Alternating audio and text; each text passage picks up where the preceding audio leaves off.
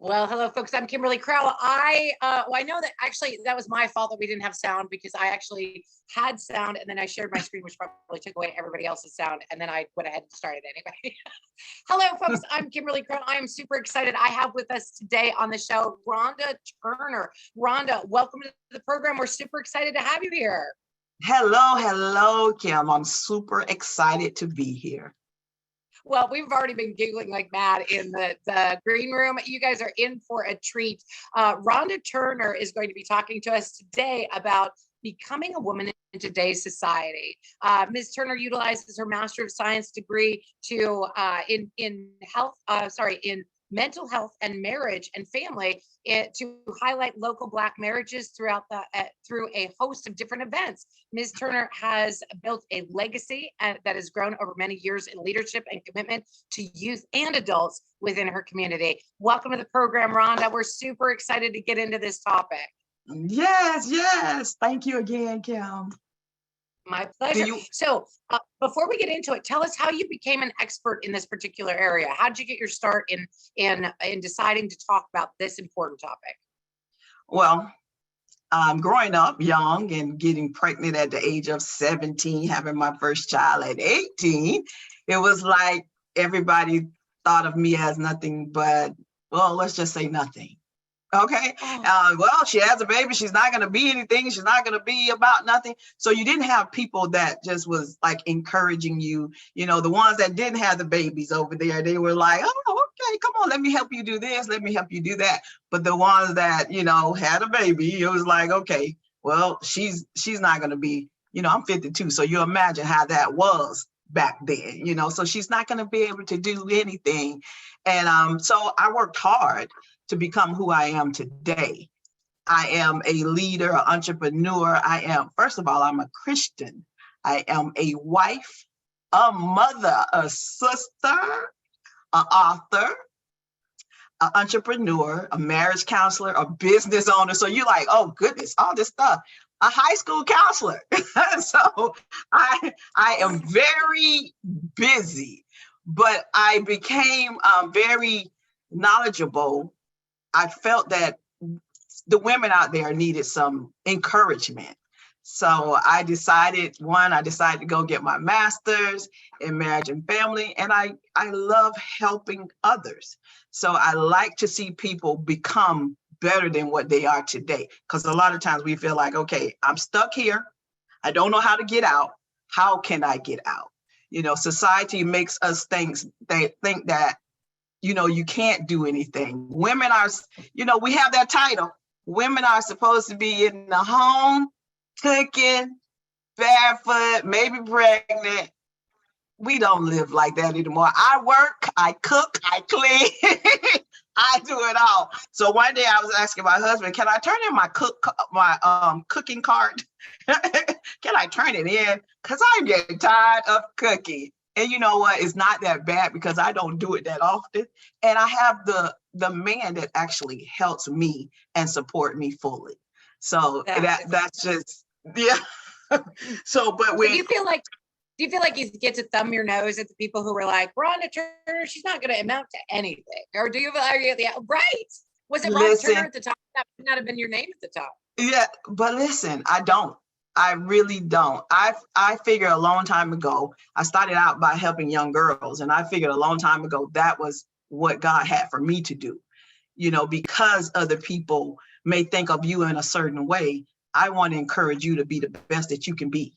Don't worry about what the naysayers say, because that's not important. It's what you say about your life. You speak wellness over you. Rhonda, I totally agree with that. I have a whole talk on shifting your narrative. And, people will say, they said this about me, or they said that about me, or they said the other thing about me. And I'm like, you're still telling that story, sister. You got to let go of that yourself before you can let other people let go of it. Right.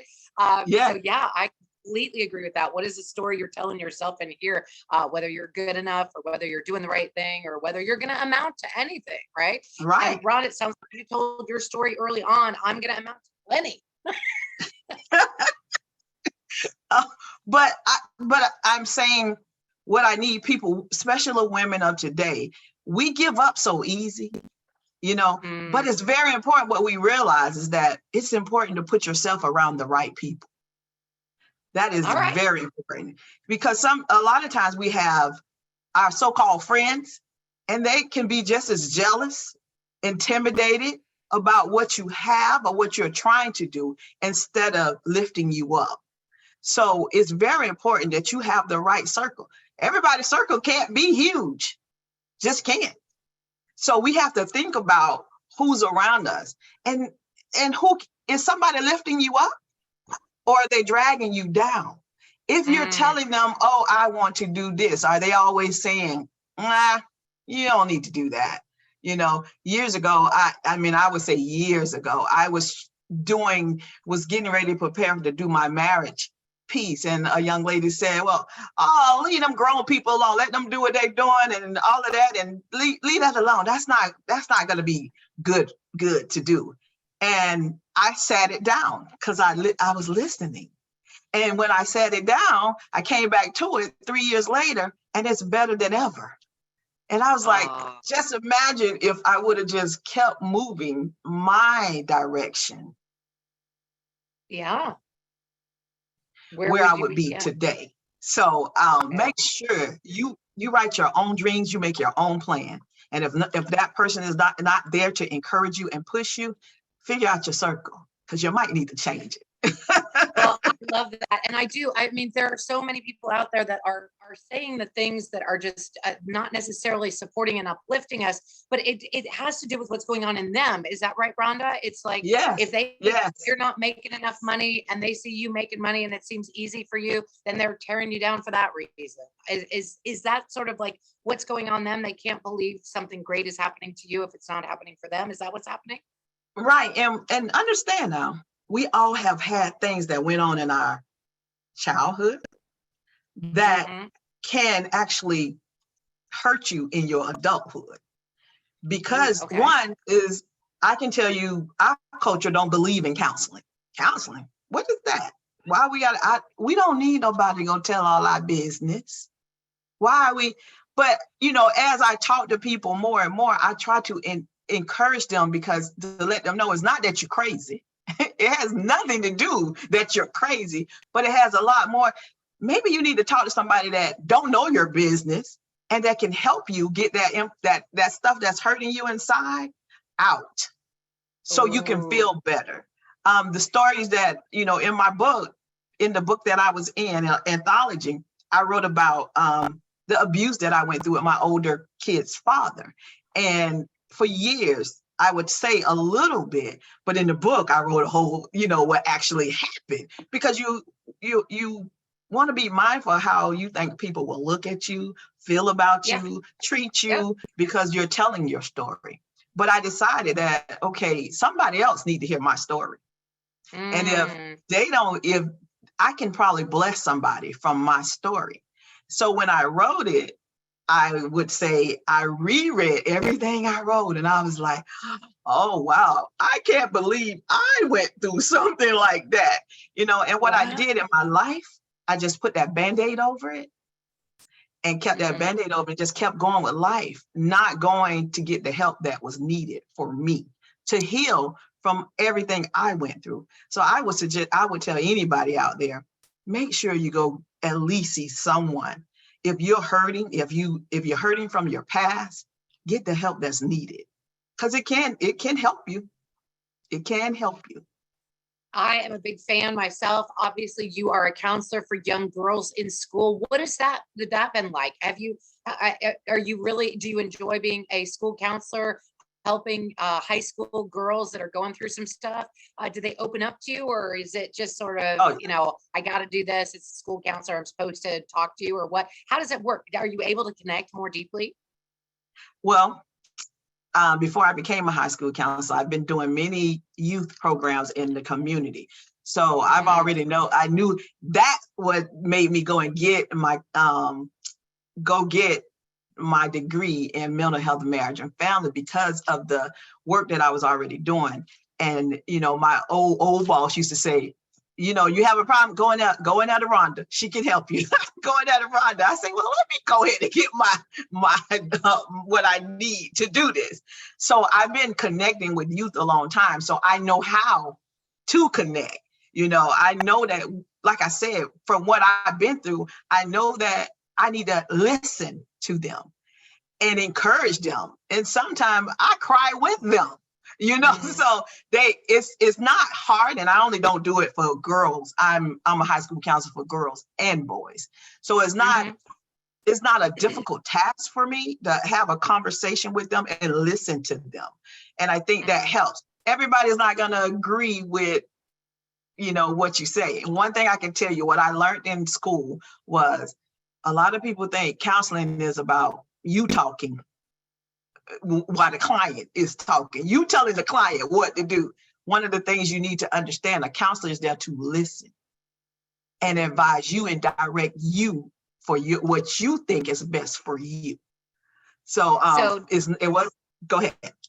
No, I was just going to say, so they keep their opinions out of the way. If you're a good counselor, would keep their opinions and what should be done out of the way. They're just helping you, direct you to what you should do. Is that closer to the truth? Right. Ooh. Right.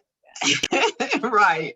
Well, I love your talk title about becoming a woman in today's society. Is this about the emergence of going from girlhood to womanhood, or is it the emergence of going from small to playing a little bit bigger? Well, I think it's a little bit of everything, because, in order, when you're young, you need to learn how to accomplish some things and then become that bigger person and know that life is not easy. And it's not easy for anybody. Everybody have their own road and their own burden to bear, but life is not easy. Don't think that you can it's a bed of roses out here. It's challenging, but where do you want to be? So it's very important that I want women to know, don't give up on your dreams.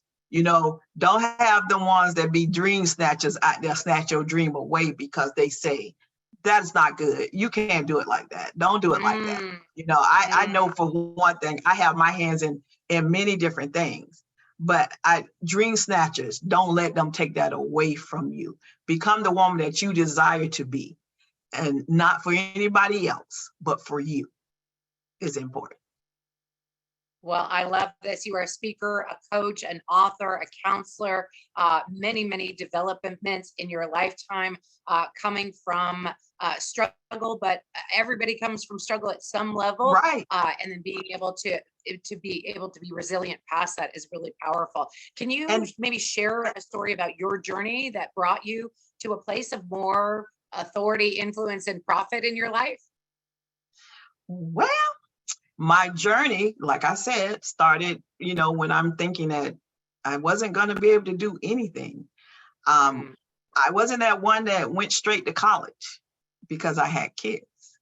So I had to, how you have a straight road and then, you had to turn off right, then you might have to get back on the road. So I was the one that had to turn, make a left, then make a right, and then made another left because I had another child right after that. So I made those different turns, but then I got back on the right road and say, listen, I will have my degree so I can accomplish and do what I need to do. I have 5 kids, so I need to make sure that I can do what I can for them so they can see, yes, your mom went through some things in life, but where is she now? It's like I said, it wasn't easy. I had to work 3 jobs at one time to survive. But I did it because I knew I had to do what I need to do to take care of what I had. So it was all of that coming up, taking care, getting the education that's needed to move forward. We need it. I encourage the youth today and say, listen, you might not think you need it right now, but you need that high school diploma to move forward. You need it. It's very important that you acknowledge that it's worth it. Yeah. You can't, I don't even think now, in the old days, you can go work at McDonald's and not have a high school diploma. But I think they have made it where you have to, working at fast food restaurants, you have to have a high school diploma. Wow. Some of them, I believe. I don't know if all of them, but it's important that they acknowledge it now, have it now. And then 3 years down the road, if you decide I want to go to school, you already have it. So just get yourself right now, because you never know what the plan is in your future. And that's what we all need to understand. Do what you need to do as of right now. Oh, preach. I love it. That's so awesome. All right. So it sounds like there were a lot of, like, there's that country western song that said, God bless the broken road that brought me straight to you, right? Sounds like you did take a lot of left turns and right turns and things like that. Can you tell us maybe one mistake that you made in your business that you would want others to avoid? I mean, you've already shared a lot and we appreciate your vulnerability truly, but is there anything that you can just be like, this is something that I went through that nobody else needs to go through. You just got to make sure you do this. Let's say, make sure you budget the right amount of money for your business. Ooh, I like that. Yeah, make sure you budget the right amount of money for your business. Because as I stated before, this is not easy out here as you're trying, to make things happen. It's not easy. And a lot, I can give you a good example. I had a building, an event building. My husband was like, oh, that's what you want to do? We get it. And so he was paying them monthly on there. And it came to the point where I was like, okay, well, we're not getting a lot of business in here, but we didn't put a lot of money because we thinking that it was gonna, flow, and it did not flow. And it was like, okay, we don't have business. One is that some people wanted it for $25 and some people thought we were the maintenance people. So it became like, it was very difficult. And we were like, no, we can't keep going into a hole because we are trying to help others. So it was like, no. So we closed it down. All right. Watch your numbers. That's really important for profitability. You got to know the difference between revenue and profit. Two totally different numbers. One goes into the bank or may come out of the bank. Yes. Right. And there's the revenue line. That's the top line. People are like, oh, I made $200,000. And I'm like, probably you didn't make $200,000. Right. But if that was profit, those are just different numbers that you got to pay attention to than revenue. So not to take anything away from people who actually did do that. Okay, so one of the questions that we need to get from everybody, because this is going to be turned into a show, what experts have you learned from the most, Rhonda?